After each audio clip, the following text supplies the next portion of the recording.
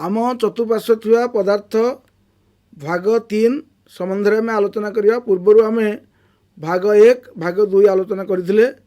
आमे जानिचे पदार्थर तीनोटी अवस्था कठिन तरल गैसीय ये जो तीनोटी अवस्था विषय कौन संबंध रही तीनोटी अवस्था भितर आम अधिक आलोचना करथिले। तांकर कणिका माने केमिति रही था कठिन अवस्था तरल अवस्था गैसीय अवस्था आमे जानी। वर्तमान आम पढ़ा जा पदार्थर जो अवस्था परिवर्तन हुए से अवस्था परिवर्तन पाई तापमात्रा किभली दायी हुए बा तापमात्रा परिवर्तन रे अवस्थार किभली परिवर्तन हुए से संबंध में आम विशेष आलोचना करवा। तापमात्रा हूँ एक विशिष्ट कारक जहाँकि पदार्थर अवस्था परिवर्तन रे सहायक होता है। आमे जानिचे जलर तीनोटी अवस्था जलर तीनोटी अवस्था कठिन रूप में बरफ निश्चित भाव में समस्ते जानिचे तापरे तरल रूप में जल गैसीय अवस्था जलीय बाष्प थाए। बर्तमान आम ये जो तीनोटी अवस्था कहीं एमती तांकर हुए पुणी बरफ तो जल हो जाउची जल भी जलीय बाष्प हुए आम एटा दैनंदिन घटना आमर आम जानिचे बरफ तरली जाकि जल हो जाउची जल जलीय बाष्प हो जाए किंतु कौन हुए कहीं हुए तार एक मुख्य कारक होची तापमात्रा से विषय बर्तमान आम आलोचना करवा।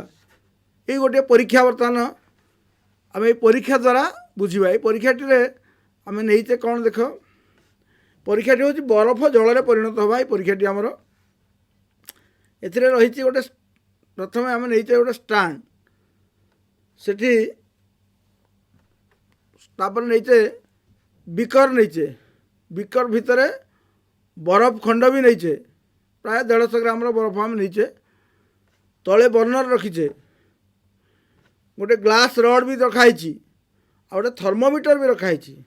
थर्मोमीटर रे जो पारद थाए जानिच तार जो बल्बटा जमी बरफ को लगे से आम देखा थर्मोमीटरटा आमर ये रखाई तापमात्रा को मापिया आम बरफ को जल करने आम बर्नर जलैवा बर्नर जलैले गरम है बरफ खंड तरलिया को आरंभ कर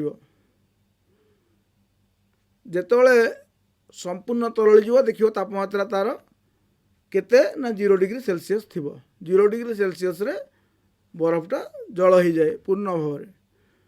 तापर पुणी आमर बर्नर लगी बर्नर जितेबाला जलुची माने से ताप जोगाऊँगी जोगैला पर से धीरे धीरे धीरे धीरे पानी जो बरफ खंड बर्तमान पानी रे परिणत होती कठिन जल में परिणत हो गला सी तापर आस्ते आस्ते गरम होगा को लगिला धीरे धीरे गरम हो कौन हुए पानी तापर फुटिया को आरंभ करे जिते फुटिया को आरंभ कला से तुम तापमात्रा टी मापिले 100 डिग्री सेल्सियस होते बर्तमान दुईटी कथा आम ये परीक्षा गुरुत्व दबा जितेबाला बरफ खंड तरलुला सेतेबाला आम लक्ष्य कले जापर जे जो पर्यंत बरफ खंड संपूर्ण भाव तरली ना तापमात्रा से ही 0 डिग्री सेल्सियस मोटे बढ़ ना तुम आम ताप जोगाऊचे बर्नर जलुची माने ताप सब जोगा होची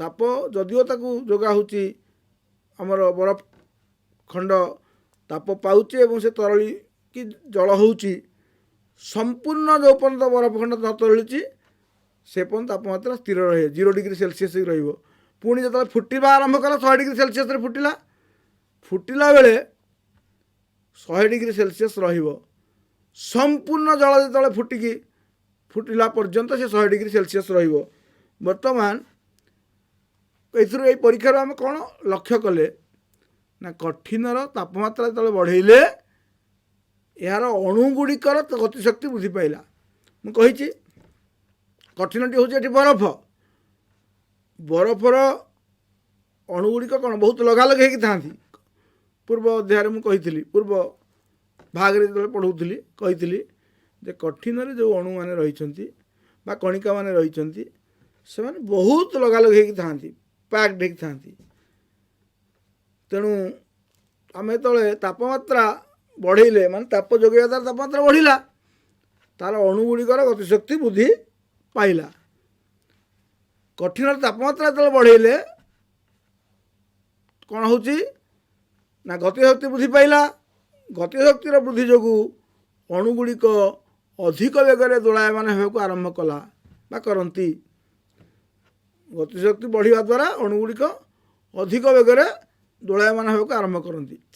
ତାପରେ ତାପ ପ୍ରୟୋଗ ହେଲେ ଅର୍ଥାତ୍ ଆମେ ଅଧିକ ଗରମ କଲେ ଅଣୁଗୁଡ଼ିକ ତାପ ଶକ୍ତି ଅବଶୋଷଣ କରି ସେମାନଙ୍କ ମଧ୍ୟରେ ଥିବା ଆକର୍ଷଣ ବଳର ସୀମାକୁ ଟପି ଯାଇଥାନ୍ତି। ଯେତେବେଳେ କଠିନର ଅଣୁଗୁଡ଼ିକ ସବୁ ବହୁତ ଲଗାଲଗି ହେଇଥାନ୍ତି, ତାଙ୍କ ଭିତରେ ବହୁତ ଆକର୍ଷଣ ବଳ ଥାଏ। ତେଣୁ ସେମାନେ ପରସ୍ପରଠାରୁ ଦୂରେଇ ଯାଇପାରନ୍ତି ନାହିଁ। କଠିନ ସହଜରେ ତରଳି ପାରିନଥାଏ। ଯେତେବେଳେ କ'ଣ ହୁଏ, ତାପ ଆମେ ଯୋଗାଇ ଦେଉଛେ, ଅଣୁଗୁଡ଼ିକ କ'ଣ ହେଉଛନ୍ତି ଗତିଶକ୍ତି ପ୍ରାପ୍ତ ହେଇକି ଆସ୍ତେ ଆସ୍ତେ ଗତି କରିବାକୁ ଚେଷ୍ଟା କରୁଛନ୍ତି। ତାପ ଶକ୍ତି ଅବଶୋଷଣ କରିକି ସେମାନଙ୍କ ମଧ୍ୟରେ ଯେଉଁ ଆକର୍ଷଣ ବଳର ଯେଉଁ ସୀମା ଅଛି, ଆକର୍ଷଣ ବଳ ଯେଉଁ ଅଛି, ସେ ଆକର୍ଷଣ ବଳକୁ ସେମାନେ ଟପି ଯାଆନ୍ତି ଆଉ ଅଧିକ ଗତିଶୀଳ ହୁଅନ୍ତି। ତାପରେ ଏଇ କଣିକା ଗୁଡ଼ିକ ସେମାନଙ୍କର ଯେଉଁ ସ୍ଥିର ସ୍ଥାନ ପରିତ୍ୟାଗ କରିକି ଅଧିକ ବେଗରେ ମୁକ୍ତ ଭାବରେ ଗତି କରନ୍ତି। ଏଇ ଗତି କରିବା ଦ୍ୱାରା କ'ଣ ହେଲା, ତାଙ୍କର ଅବସ୍ଥାରେ ପରିବର୍ତ୍ତନ ଆସିଲା। ଏଇ କଣିକା ଗୁଡ଼ିକର ସେମାନେ ଯେତେବେଳେ ସ୍ଥିର ସ୍ଥାନ ପରିତ୍ୟାଗ କରି ଗତିଶୀଳ ହେଲେ ଏହିପରି ଏକ ଅବସ୍ଥା ଆସି ପହଞ୍ଚି ଯାଏ ଯେ ଯେତେବେଳେ ଅଣୁଗୁଡ଼ିକ ପରସ୍ପରଠାରୁ ଦୂରେଇ ଯାଆନ୍ତି। ମୁଁ ଯେଉଁ କହୁଥିଲି ଅଣୁଗୁଡ଼ିକ ବହୁତ ଲଗାଲଗି ହେଇକି ଥାନ୍ତି କଠିନରେ, କିନ୍ତୁ ଏଠି କ'ଣ ହେଲା, ଯେତେବେଳେ ଅଧିକ ତାପଶକ୍ତି ସେମାନେ ପାଇଗଲେ ପରସ୍ପରଠାରୁ ଦୂରେଇ ଯିବାକୁ ଚେଷ୍ଟା କଲେ ଗତିଶୀଳ ହେଇକି। ତାପରେ କ'ଣ ହେଲା ନା କଠିନଟି ତରଳିବାକୁ ଆରମ୍ଭ କଲା। କାହିଁକି ତରଳ ହୁଏ ତା'ର ବୈଜ୍ଞାନିକ କାରଣଟି ମୁଁ ବର୍ତ୍ତମାନ ବୁଝେଇଲି ଯେ ତାଙ୍କ ଭିତରେ ଯେଉଁ କଣିକାମାନେ ଅଛନ୍ତି ତାଙ୍କ ଭିତରେ ଆକର୍ଷଣ ବହୁତ ଅଧିକା ଥାଏ। ସେ ଆକର୍ଷଣ ବଳକୁ ଟପି ଯିବା ପାଇଁ ତାପଶକ୍ତି ସାହାଯ୍ୟ କରେ।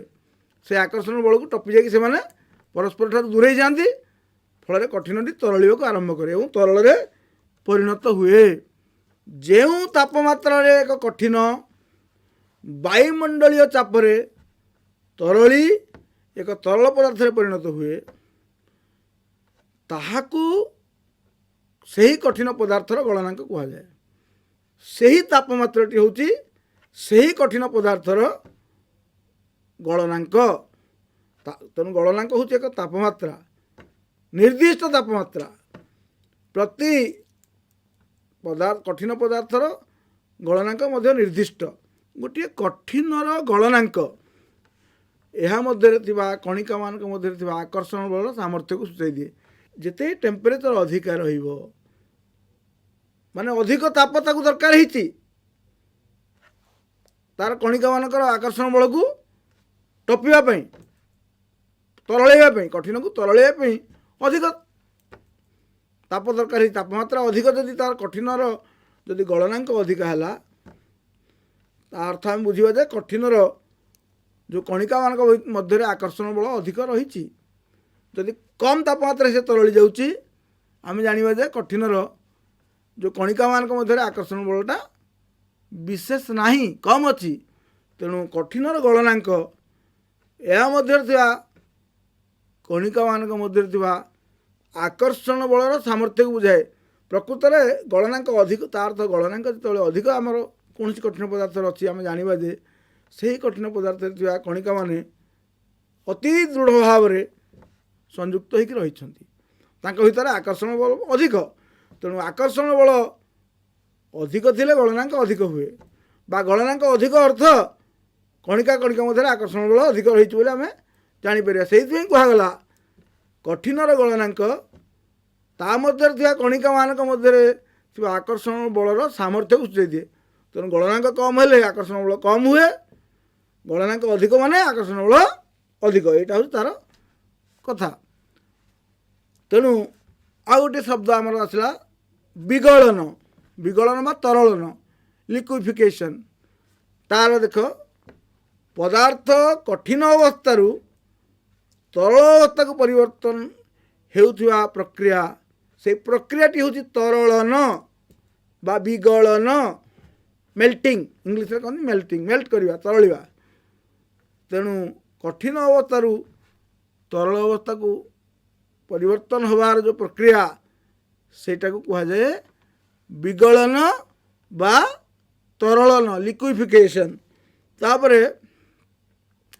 जेतेबेले ताप प्रदान जो कौन पदार्थ तरलिया को आरंभ करे सेतेबेले ताहार तापमात्रा परिवर्तित रहे। यही मुझे कथा कहूली से एक्सपेरिमेंट समय ताप आम जगाऊे सिस्टम को बा से परीक्षा जो आम नहीं आम कौन बरफ खंड तले बर्नर जालुचे माने ताप जगाऊे बरफ तरलिया को आरंभ कर 0 डिग्री सेल्सियस बरफ तरल जो पर्यंत संपूर्ण बरफ न तरली से पर्यंत आम ताप प्रदान करुवा सत्वे पदार्थर तापमात्रा बदले ना अपरिवर्तित। तेणु कहला जे जेतेबेले ताप प्रदान जो कौन पदार्थ तरलिया को आरंभ करे सेतेबेले ताहार तापमात्रा परिवर्तित रहे कौ पर्यंत ना संपूर्ण न तरलिया पर्यंत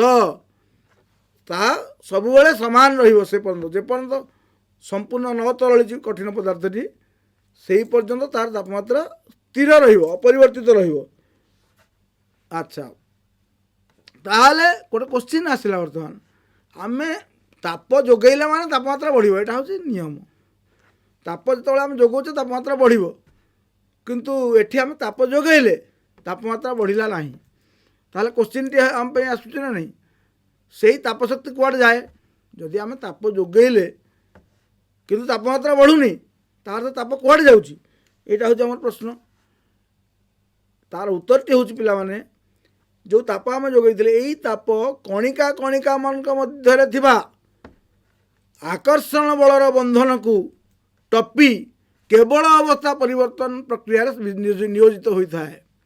तेणु ये आम कहीपर पिले अवस्थार परिवर्तन चली समय रे आमे जगाउथुवा तापशक्ति कठिन द्वारा शोषित होई केवल कठिन को तरलैबार साहाय्य करे। बारंबार एक कथा कहूली अवस्थार परिवर्तन जो चली थाए से समय रे आमे जगाउथुवा तापशक्ति कठिन द्वारा शोषित होई केवल कठिन को तरलैबार साहाय्य करे मात्र तापमात्रा कौन वृद्धि कराए नाही। वर्तमान ये जो चित्रटी मुझे देली कठिन तरल गैसीय आगुरी भी चित्र तुम देखी यही हूँ अवस्था कठिन एमती भाव में सब जो चित्र देखा कणिका मान रही तरल देख फांका हो जाती गैस आहरी फांका यही जो कठिन तरल हवा अर्थात भीतर जो आकर्षण बल रही परस्पर भितर अति लगालग आकर्षित होता दूर आकर्षण बल को टपीवाई आमको शक्ति दरकार से शक्तिटा हो तापशक्ति जहाँ तापमात्रा हो तार परिमापटा हो तापर परिमापटा हो तापमात्रा यही ताप कठिन मध्य लुचिगला भाई जना पड़े मुझे कहूली ताप जोगैले तापमात्रा बढ़ला ना ता अर्थ आम कौन ये बुझा पड़ा आमको यही तापटी कठिन मध्य लुचिगला भाई जना पड़ा माने गोटे जिनस आम निश्चित भाव ताप जोगैला माने तापमात्रा बढ़िया कथा कि तापमात्रा बढ़ू ना तेणु कौन आम भाविया यही तापटी कठिन मध्य लुचिगला भाई जना पड़े। तेणु अवस्था परिवर्तन बेले आवश्यक ताप को गुप्त ताप कह जाए लैटेंट हिट गुप्त ताप बोली कह जाए कहीं एटा गुप्तर थिला भाई लगुच यही ताप तापमात्रा जेहेतु वृद्धि घटू ना गुप्त है भाई आमको लगे लुचिगला भाई लगे तेणु अवस्था परिवर्तन बेले आवश्यक ताप को गुप्त ताप बोली कह जाए लैटेंट हिट बोली कह जाए। बर्तमान देख वायुमंडलीय चापरे 1 किलोग्राम वस्तुत्व विशिष्ट एक कठिन पदार्थ को ताहार गणनांक तापमात्रा तरल परिणत करने को जेतिकी परिमाण तापशक्ति आवश्यक हुए ताहाकू सही पदार्थर गलनर गुप्त ताप कह जाए। ଏଥିରେ କେତେ ଗୁଡ଼ିଏ ୱାର୍ଡ଼ ରହିଛି, ତାକୁ ଭଲ ଭାବରେ ଜାଣିବା ଦରକାର ଏବଂ ସେଇ ଶବ୍ଦ ଗୁଡ଼ିକ ଅତି ଗୁରୁତ୍ୱପୂର୍ଣ୍ଣ। ସେ ଶବ୍ଦକୁ ବୁଝିବାକୁ ହେଲେ ଚାପ ସବୁବେଳେ ବାୟୁମଣ୍ଡଳରେ ଚାପ ହେବା ଦରକାର। ତେଣୁ ବାୟୁମଣ୍ଡଳ ଚାପରେ ଏଇଟା ହେଲା ପ୍ରଥମ କଣ୍ଡିସନ୍, ସର୍ତ୍ତ। ଚାପ ବାୟୁମଣ୍ଡଳୀୟ ଚାପ ହେବା ଦରକାର। ବସ୍ତୁତ୍ୱ କେତେ ହେବ ନା 1 କିଲୋଗ୍ରାମ।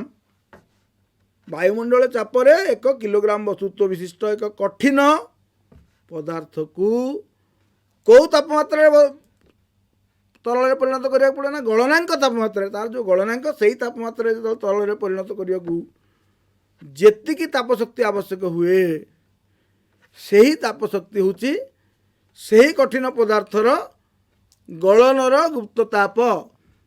ଏଇଠି ଗୋଟିଏ ସିଦ୍ଧାନ୍ତରେ ଆମେ ପହଞ୍ଚିବା। ଗୁରୁତ୍ୱପୂର୍ଣ୍ଣ କଥାଟି ଆମେ ଜାଣିବା, 0 ଡିଗ୍ରୀ ସେଲସିୟସରେ ଜଳ ବି ରହେ, ବରଫ ବି ରହେ। 0 ଡିଗ୍ରୀ ସେଲସିୟସରେ ବରଫ ଜଳ ହେଇଯାଏ। ବରଫଟା ତରଳିକି ଜଳ ହୁଏ। ବରଫ ତରଳିକି ଜଳ ହେଲା, କେମିତି ହେଲା? ସେଥିପାଇଁ ଶକ୍ତି ପାଇଲା। ବରଫ ଶକ୍ତି ପାଇ ତାପଶକ୍ତି ପାଇବା ଦ୍ୱାରା ଜଳ ହେଇଛି। ଏ ହେଉଛି ଗୁରୁତ୍ୱପୂର୍ଣ୍ଣ ଯେ ଜଳ ହେବା ପାଇଁ ହେଲେ ବରଫକୁ ଶକ୍ତି ସଂଗ୍ରହ କରିବାକୁ ପଡ଼େ। ବରଫ ତାପଶକ୍ତିକୁ ପାଇକି ତାପଶକ୍ତି ଦ୍ୱାରା ଜଳରେ ପରିଣତ ହୁଏ। ତେଣୁ ବରଫ ଭିତରେ ତାପଶକ୍ତି ଯେତେବେଳେ ଗୁପ୍ତ ଭାବରେ ରହିଲା ସେ ଜଳ ହୁଏ।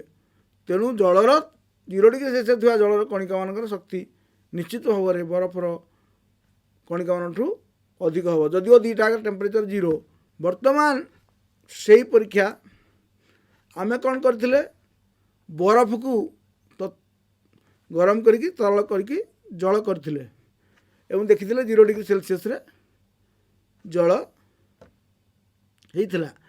ପୁଣି ଗରମ କରୁଛେ ଜଳ, ଏଇଟା ହେଉଛି ଜଳ, ସେଇଟା ହେଉଛି ବରଫ ଖଣ୍ଡ ଜଳରେ ପରିଣତ ହେବା। ଏଇଟା ହେଉଛି ଜଳ ଜଳୀୟ ବାଷ୍ପରେ ପରିଣତ ହେବା। ଏଠି କ'ଣ ହେଉଛି ନା ଆମେ ଜଳ ତ ବରଫରେ ପରିଣତ, ବରଫରୁ ଜଳ ହେଇଯାଇଛି, ଜଳକୁ ଆମେ ଗରମ କରୁଛେ। ସେଇ ବିକରରେ ନେଇଛେ, ଥର୍ମୋମିଟର ବି ନେଇଛେ, ଷ୍ଟାଣ୍ଡରେ ଥର୍ମୋମିଟର ରଖା ହେଇଛି। ଥର୍ମୋମିଟରର ଯେଉଁ ପାରଦର ବଲ୍ବଟା ପାଣି ଭିତରେ ବୁଡ଼ିକି ରହିବା ଦରକାର, ନହେଲେ ଟେମ୍ପରେଚର ସେ ମାପିପାରିବ ନାହିଁ। ବର୍ଣ୍ଣରରେ ଆମେ ଜଳଉଛେ, ପାଣିକୁ ଗରମ କରୁଛେ। 0 ଡିଗ୍ରୀ ସେଲସିୟସ୍ରୁ ଧୀରେ ଧୀରେ ତାପମାତ୍ରା ବୃଦ୍ଧି ପାଇବ। ପାଇକି କେତେ ହେବ? ପାଣି ଯେତେବେଳେ ଫୁଟିବାକୁ ଆରମ୍ଭ କଲା, ଲକ୍ଷ୍ୟ କରିବ ସେତେବେଳେ ଟେମ୍ପରେଚର ନିଶ୍ଚିତ ଭାବରେ 100 ଡିଗ୍ରୀ ସେଲସିୟସ୍ ହିଁ ହେବ। 100 ଡିଗ୍ରୀ ସେଲସିୟସ୍ରେ ପାଣି ଫୁଟିବାକୁ ଆରମ୍ଭ କରେ, ଏଇଟା ଠିକ୍ କଥା। ତାପରେ ଲକ୍ଷ୍ୟ କର ଯେତେବେଳେ ପାଣି ଫୁଟିବାକୁ ଆରମ୍ଭ କଲା, ଟେମ୍ପରେଚର 0ରୁ ବଢ଼ି ବଢ଼ି 100 ହେଇଥିଲା। ଯେତେବେଳେ ଫୁଟିବାକୁ ଆରମ୍ଭ କଲା ଆଉ 100 ଡିଗ୍ରୀ ସେଲସିୟସ୍ଟା ବଢ଼ିବ ନାହିଁ। ଅର୍ଥାତ୍ ବର୍ତ୍ତମାନ ଅବସ୍ଥା ପରିବର୍ତ୍ତନ ଚାଲିଲା, ମାନେ ଜଳ ଜଳୀୟ ବାଷ୍ପରେ ପରିଣତ ହେବାକୁ ଲାଗିଲା, ତରଳ ଗ୍ୟାସ୍ ହେବାକୁ ଲାଗିଲା, ମାନେ ଅବସ୍ଥା ପରିବର୍ତ୍ତନ ହେଉଛି। ଯେମିତି କହିଥିଲି କଠିନ ତରଳ ହେଲା ବେଳେ ତାପମାତ୍ରା ବଢ଼ୁନି, ତରଳ ଗ୍ୟାସ୍ ହେଲା ବେଳେ ମଧ୍ୟ ତାପମାତ୍ରା ବଢ଼ିବ ନାହିଁ। କିନ୍ତୁ ତାପ ଶକ୍ତି ଆମକୁ ଯୋଗାଇବାକୁ ପଡ଼େ, ନହେଲେ ହେଇପାରିବ ନାହିଁ। ତାପ ଶକ୍ତି ଆମେ ଯୋଗାଉଛେ, ତାପମାତ୍ରା ବଢ଼ୁ ନାହିଁ। ଏ ହେଉଛି ଏ ପରୀକ୍ଷାର କଥା। ଆମେ ତାପ କଣ୍ଟିନ୍ୟୁଅସଲି ଚାଲିଛି, ଅବିଚ୍ଛିନ୍ନ ଭାବରେ ଆମେ ତାପ ତଳେ ବର୍ଣ୍ଣର ଜଳୁଛି, ତାପ ଯୋଗା ହେଉଛି, କିନ୍ତୁ ତାପମାତ୍ରା ବଢ଼ି ନଥିବ, 100 ଡିଗ୍ରୀ ସେଲସିୟସ୍ରେ ହିଁ ରହୁଥିବ। କେଉଁ ପର୍ଯ୍ୟନ୍ତ ଏଇଟା ଚାଲି ରହିବ? ଯେଉଁ ପର୍ଯ୍ୟନ୍ତ ସମ୍ପୂର୍ଣ୍ଣ ଜଳ ବାଷ୍ପୀଭୂତ ନ ହେଇଛି ସେ ପର୍ଯ୍ୟନ୍ତ ଏଇଟା 100 ଡିଗ୍ରୀ ସେଲସିୟସ୍ ରହିବ। ତାପରେ ଆମେ ଦେଖିବା ବର୍ତ୍ତମାନ ତରଳର ତାପମାତ୍ରା ବଢ଼େଇଲେ ଏହାର ଅଣୁଗୁଡ଼ିକର ଗତିଶକ୍ତି, ଯେମିତି କହିଥିଲି କଠିନର ତାପମାତ୍ରା ବଢ଼େଇଲେ କ'ଣ ହୁଏ? ଅଣୁଗୁଡ଼ିକର ଗତିଶକ୍ତି ବୃଦ୍ଧି ପାଏ। ସେମିତି ତରଳର ତାପମାତ୍ରା ବଢ଼େଇଲେ ଏହାର ଅଣୁଗୁଡ଼ିକର ଗତିଶକ୍ତି ବୃଦ୍ଧି ପାଏ। ଗତିଶକ୍ତିର ବୃଦ୍ଧି ଯୋଗୁଁ ଅଣୁଗୁଡ଼ିକ ଅଧିକ ବେଗରେ ଗତି କରନ୍ତି। ଆଚ୍ଛା, ତାପ ପ୍ରୟୋଗ ହେଲେ ଅଣୁଗୁଡ଼ିକ ଯଥେଷ୍ଟ ତାପଶକ୍ତି ଅବଶୋଷଣ କରନ୍ତି। ସେମାନଙ୍କ ମଧ୍ୟରେ ଥିବା ଆକର୍ଷଣ ବଳର ବନ୍ଧନରୁ ମୁକ୍ତ ହେଇକି ସେମାନେ ପରସ୍ପରଠାରୁ ଦୂରେଇ ଯାଆନ୍ତି। ଆଗରୁ ଯେତିକି ଦୂରେଇ ଥିଲେ ଆହୁରି ଯଥେଷ୍ଟ ଦୂରତାକୁ ସେମାନେ ପଳେଇବେ। ତାଙ୍କ ଭିତରେ ଆକର୍ଷଣ ବହୁତ ବହୁତ କମିଯିବ ଏବଂ ଦୂରତା ବହୁତ ବଢ଼ିଯିବ। ଏଇଟା ହେଲା କଥା। ଫଳରେ ତରଳ କ'ଣ ହୁଏ? ବାଷ୍ପ ବା ଗ୍ୟାସରେ ପରିବର୍ତ୍ତନ ହେବାକୁ ଆରମ୍ଭ କରେ। ଯେତେବେଳେ ସେହି କଣିକାମାନଙ୍କ ମଧ୍ୟରେ ଯେଉଁ ଥିବା ଆକର୍ଷଣ ବଳ ପୁରା କମିଯାଏ, ଆଉ କିଛି ହିଁ ନଥାଏ, ସେମାନେ ବହୁତ ଦୂରକୁ ଦୂରକୁ ଚାଲି ଯାଇଥାନ୍ତି କଣିକା ଗୁଡ଼ିକ, ସେଇଟା ଗ୍ୟାସୀୟ ଅବସ୍ଥାର ଲକ୍ଷଣ। ସେ ଗ୍ୟାସ୍ ହେଲା ବୋଲି ଆମେ ଜାଣିବା। ତରଳଟା ଗ୍ୟାସ୍ ହେବ କେତେବେଳେ? କଣିକାମାନଙ୍କ ମଧ୍ୟରେ ବହୁତ ଦୂରତା ସୃଷ୍ଟି ହୋଇଯିବ, ବହୁତ ଦୂରତାରେ ସେମାନେ ରହିଯିବେ କଣିକା କଣିକା, ଏବଂ ତାଙ୍କ ଭିତରେ ଆକର୍ଷଣ ପୁରା କମିଯିବ। ଯେତେବେଳେ ଏଇଟା କେବଳ ତାପ ଯୋଗୁଁ ହେଉଛି, ତାପର ପ୍ରଭାବରେ ଏସବୁ ଘଟେ। ଯେଉଁ ତାପମାତ୍ରାରେ ଏକ ତରଳ ବାୟୁମଣ୍ଡଳୀୟ ଚାପରେ ଫୁଟିବା ଆରମ୍ଭ କରେ, ତାହାକୁ ସେହି ତରଳର ସ୍ଫୁଟନାଙ୍କ କୁହାଯାଏ। ସ୍ଫୁଟନାଙ୍କ ଏକ ନିର୍ଦ୍ଦିଷ୍ଟ ତାପମାତ୍ରା। ସେ ସବୁବେଳେ ଗୋଟିଏ ତରଳ ପାଇଁ ନିର୍ଦ୍ଦିଷ୍ଟ ସ୍ଫୁଟନାଙ୍କ। ଯେତେବେଳେ ତାପ ପ୍ରଦାନ ଯୋଗୁଁ କୌଣସି ତରଳ ପଦାର୍ଥ ଫୁଟିବାକୁ ଆରମ୍ଭ କରେ, ସେତେବେଳେ ତାହାର ତାପମାତ୍ରା ଅପରିବର୍ତ୍ତିତ ରହେ। ଏଇଟା ଆମେ ଜାଣିଲେ। ତାପରେ ସେହି ତାପଶକ୍ତି ତାହେଲେ ଯାଏ କୁଆଡ଼େ? ଯଦି ଆମର ତାପମାତ୍ରା ଅପରିବର୍ତ୍ତିତ ରହେ, ତାହେଲେ ସେହି ତାପଶକ୍ତି ଯାଏ କୁଆଡ଼େ? ଏହି ତାପ କଣିକା କଣିକାମାନଙ୍କ ମଧ୍ୟରେ ଥିବା ଆକର୍ଷଣ ବଳର ବନ୍ଧନକୁ ଟପି କେବଳ ଅବସ୍ଥା ପରିବର୍ତ୍ତନ ପ୍ରକ୍ରିୟାରେ ନିୟୋଜିତ ହୋଇଥାଏ। ଅବସ୍ଥାର ପରିବର୍ତ୍ତନ ଚାଲିଥିବା ସମୟରେ ଆମେ ଯୋଗାଉଥିବା ତାପଶକ୍ତି ତରଳ ଦ୍ୱାରା ଶୋଷିତ ହୋଇ କେବଳ ତରଳକୁ ଫୁଟିବାରେ ସାହାଯ୍ୟ କରେ, ମାତ୍ର ତାପମାତ୍ରାରେ କୌଣସି ବୃଦ୍ଧି ଘଟାଏ ନାହିଁ। ଏହି ତାପ ତରଳ ମଧ୍ୟରେ ଲୁଚିଗଲା ଭଳି ଜଣାପଡ଼େ। ତେଣୁ ଅବସ୍ଥା ପରିବର୍ତ୍ତନ ବେଳେ ଆବଶ୍ୟକୀୟ ତାପକୁ ଗୁପ୍ତ ତାପ ବୋଲି କୁହାଯାଏ। ଯେହେତୁ ଇଏ ଲୁଚିଗଲା ଭଳି ଜଣାପଡ଼େ, ତେଣୁ ଏହାର ନାଁ ହେଉଛି ଗୁପ୍ତ ତାପ। ବାୟୁମଣ୍ଡଳୀୟ ଚାପରେ ଗୋଟିଏ କିଲୋଗ୍ରାମ ବସ୍ତୁତ୍ୱ ବିଶିଷ୍ଟ ଏକ ତରଳ ତାହାର ସ୍ଫୁଟନାଙ୍କ ତାପମାତ୍ରାରେ ବାଷ୍ପରେ ପରିଣତ ହେବାକୁ ଯେତିକି ପରିମାଣ ତାପଶକ୍ତି ଆବଶ୍ୟକ କରେ, ତାହାକୁ ସେହି ପଦାର୍ଥର ସ୍ଫୁଟନର ଗୁପ୍ତତାପ ବୋଲି କୁହାଯାଏ। 100 ଡିଗ୍ରୀ ସେଲସିୟସରେ ରହିଥିବା ଜଳୀୟ ବାଷ୍ପର କଣିକାମାନଙ୍କର ଶକ୍ତି ସେହି ତାପମାତ୍ରାରେ ଥିବା ଜଳ କଣିକା ଠାରୁ ଅଧିକ। କାରଣ ଆମେ ଜାଣିଛେ ଗରମ ପାଣି ଆଉ ବାମ୍ଫ, ନିଶ୍ଚିତ ଭାବରେ ବାମ୍ଫରେ ଅଧିକ ଶକ୍ତି ରହିଛି, ଗରମ ପାଣିରେ କମ୍ ଶକ୍ତି ରହିଛି। ତାପମାତ୍ରାର ପରିବର୍ତ୍ତନ ଦ୍ୱାରା ପଦାର୍ଥର ଅବସ୍ଥାରେ ପରିବର୍ତ୍ତନ ହୋଇଥାଏ। ଆମେ ଦେଖିବା ବର୍ତ୍ତମାନ କଠିନ ଅବସ୍ଥା ତାପ ଦେଲେ କ'ଣ ହେଉଛି? ନା ତରଳ। ତରଳ ଅବସ୍ଥାକୁ ତାପ ଦେଲେ କ'ଣ ହେଉଛି? ନା ଗ୍ୟାସୀୟ ଅବସ୍ଥା। ତେଣୁ ଅବସ୍ଥାର ପରିବର୍ତ୍ତନ ହେଉଛି। କଠିନ ଅବସ୍ଥାକୁ ତାପ ଯୋଗାଇଲେ ତରଳ ହୋଇଯାଏ, ତରଳକୁ ତାପ ଯୋଗାଇଲେ ଗ୍ୟାସୀୟ ଅବସ୍ଥା ହୁଏ। ପୁଣି ଗ୍ୟାସୀୟ ଅବସ୍ଥାକୁ ଥଣ୍ଡା କଲେ କ'ଣ ହୁଏ? ତରଳ ହୁଏ। ତରଳକୁ ଥଣ୍ଡା କଲେ କ'ଣ ହୁଏ? ନା କଠିନ ହୁଏ। ଏ ହେଉଛି ଅବସ୍ଥାର ପରିବର୍ତ୍ତନ। ଆଉ ଗୋଟିଏ ଅବସ୍ଥା ରହିଛି ପିଲାମାନେ, ଏଇ ଯେଉଁ ପରୀକ୍ଷାରେ ଆମେ କ'ଣ ନେଲେ ନା ଆମୋନିୟମ କ୍ଲୋରାଇଡ଼ର ଊର୍ଦ୍ଧ୍ୱପାତନ। ମୁଁ କ'ଣ କହିଲି? କଠିନରୁ ତରଳ ହେଉଛି, ତରଳରୁ ଗ୍ୟାସ୍ ହେଉଛି। କିନ୍ତୁ ଇଏ ଗୋଟିଏ ପ୍ରକ୍ରିୟା। ଏଠି ଆମେ ନେଇଗଲେ ଯେଉଁ ଚାଇନା ପାତ୍ରରେ ନେଇଗଲେ ଆମେ ଆମୋନିୟମ କ୍ଲୋରାଇଡ଼ ନେଇକି ସେଠି କ'ଣ କଲେ ନା ଗୋଟେ ଫନେଲକୁ ଓଲଟେଇ ଦେଲେ, ତା ନାଡ଼ିଟିକୁ ଉପରକୁ ରଖିଦେଲେ, ତୁଳା ଠିପି ଦେଇଦେଲେ ତାର ଉପରେ ନେଇ ଗରମ କଲେ କ'ଣ ହେବ? ନା ଇଏ ସାଙ୍ଗେ ସାଙ୍ଗେ କଠିନରୁ ଗ୍ୟାସ୍ ହେଇଯିବ। ଏହି ପ୍ରକ୍ରିୟାକୁ କହନ୍ତି ଊର୍ଦ୍ଧ୍ୱପାତନ। ଯେଉଁ ଅବସ୍ଥା ପରିବର୍ତ୍ତନରେ କଠିନ ତରଳ ଅବସ୍ଥାକୁ ନ ଯାଇ ସିଧାସଳଖ ଗ୍ୟାସୀୟ ଅବସ୍ଥାକୁ ଚାଲିଗଲା, କିଏ? Ammonium chloride. ପୁଣି ସଂଯୁକ୍ତି ନ ବଦଳାଇକି ଗ୍ୟାସରୁ କଠିନ ଅବସ୍ଥାକୁ ଆସିଗଲା, ଏଇଟା କୁହନ୍ତି ଊର୍ଦ୍ଧ୍ୱପାତନ। କଠିନରୁ ହେଇଯିବ ଗ୍ୟାସ୍, ପୁଣି ଗ୍ୟାସରୁ ହେଇଯିବ କଠିନ, କିନ୍ତୁ ତରଳ ଅବସ୍ଥା ଦେଇକି ଯିବ ନାହିଁ। ଏଇଟା ହେଉଛି ଊର୍ଦ୍ଧ୍ୱପାତନ। ପିଲାମାନେ, ଆଜି ଆମେ ତାପମାତ୍ରାର ପ୍ରଭାବରେ ଜାଣିଲେ କଠିନରୁ କିଭଳି ତରଳ ହେଉଛି, ତରଳରୁ ଗ୍ୟାସ୍ ହେଉଛି। ଆଉ ଗୋଟିଏ ଜାଣିଲେ ଯେ ସେକେଣ୍ଡ କଥା ଊର୍ଦ୍ଧ୍ୱପାତନ, ଯେଉଁଠିକି କଠିନ ସିଧାସଳଖ ଗ୍ୟାସ୍କୁ ଯାଉଛି ଅବସ୍ଥାକୁ, ପୁଣି ଗ୍ୟାସ୍ରୁ କଠିନକୁ ଆସୁଛି, ତାକୁ କହନ୍ତି ଊର୍ଦ୍ଧ୍ୱପାତନ। ତୁମମାନେ ଧୀର ସ୍ଥିର ଭାବରେ ଶୁଣିଥିବ ଏବଂ ବୁଝିଥିବ ବୋଲି ଆଶା କରେ।